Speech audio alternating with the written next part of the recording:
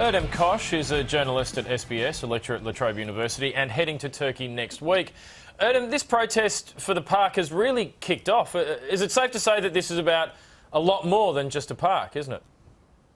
It is indeed. If you ask the people why they're protesting and why they're on the streets, no one's no longer saying it's about the park. They're saying it's about the government telling them a little bit too much as to how they should behave and what they should do. They say it's about the Prime Minister who refuses to listen to his own people.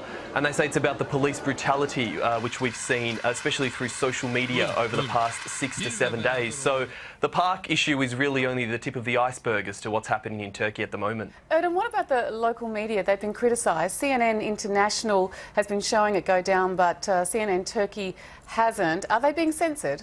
Well, that's indeed what the claims are. People are saying they must have been told something. They can't ignore hundreds and thousands, in some cities, millions of people who have gone onto the streets in protest against the government. The 3G network has also collapsed in Turkey, and some people are saying that that's the government's wish, that the government has actually done that. And people have opened up their wireless networks in their houses and businesses and given out Wi-Fi passwords on Twitter and Facebook to allow people to upload those images onto social media. Now, Turkey's a very popular holiday spot for Aussies. I mean, you're about to go there. Do you recommend other people can, go there as well?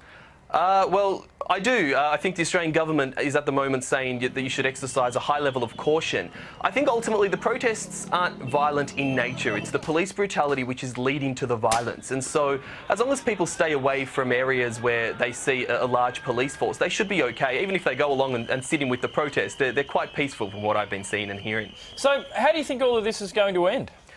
Well, that's the question that everyone's asking now, I suppose. What they're saying, what the protesters are saying, that they want two things. They want the Prime Minister to resign and they want an early election. I don't think the Prime Minister's going to resign. I think he's too proud to do that, and that will be a symbol of defeat for him. But I think a calling of an early election in what is a democratic country will end the large-scale protests that are happening now with the unions on board. You're talking about millions and millions of people on Turkish streets. It's funny, Erdem, that's the same thing a lot of people want in this country. That is true. Well, Erdem, it's been great having you on tonight. All the best with the trip, and thanks for joining us. Thanks, guys.